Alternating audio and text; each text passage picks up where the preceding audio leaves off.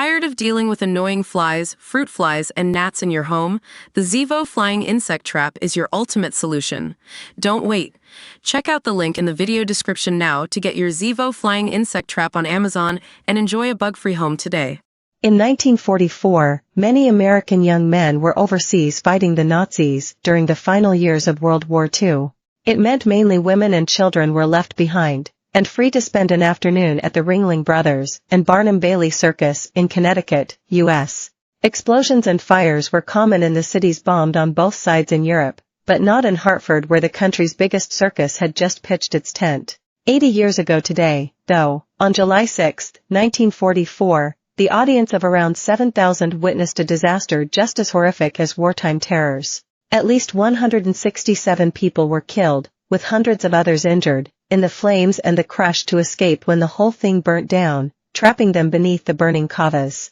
The audience had been sat on bleachers watching acrobats perform on the high wire.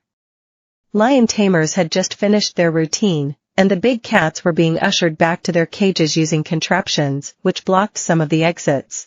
To view this video, please enable JavaScript, and consider upgrading to a web browser that supports HTML5 video. When the first flames began flickering up the sloping roof of the tent, musicians were ordered to play The Stars and Stripes Forever, a tune which signifies distress to circus performers. Fire spread terrifyingly quickly across the canvas as it had been treated with paraffin and gasoline, a concoction which made the structure waterproof but extremely flammable. Most were able to get out, including a man who cut through the side of the tent using his pocket knife. But within around 10 minutes, those who had not yet made it out were trapped when the burning tent crashed down on top of them. The disaster was international news at the time, and remains a terrible scar in history.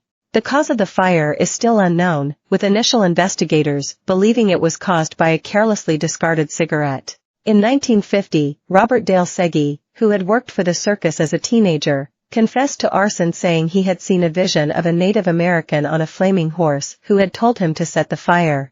But he later recanted the confession, and it could never be proved whether Segee, who had a history of mental illness, was even in the state at the time. The circus paid out millions of pounds in compensation to those who were injured and their families. Even now, the disaster still looms large, with questions remaining about 5 people reported missing, presumed likely to have died in the fire but never confirmed. Every driver in the UK has just been given a forward warning. Urgent warning issued over new King Charles banknotes. EasyJet flight to Tenerife, with hundreds on board, forced to make emergency landing. Jay Slater's mom says search is no holiday as GoFundMe hits £50,000. In 2019, bodies were exhumed from 2 of 5 graves of unidentified circus victims in Northwood Cemetery after surviving relatives gave DNA samples, with the hope of finally matching them to the missing people. But tests were inconclusive, with medical examiner Dr. James Gill saying high bacterial content of the remains made identification difficult. One image from the day of the disaster proved symbolic of the tragedy, showing celebrity clown Emmett Kelly, who played the downtrodden tramp character Weary Willie, holding a water bucket as he rushed towards the fire.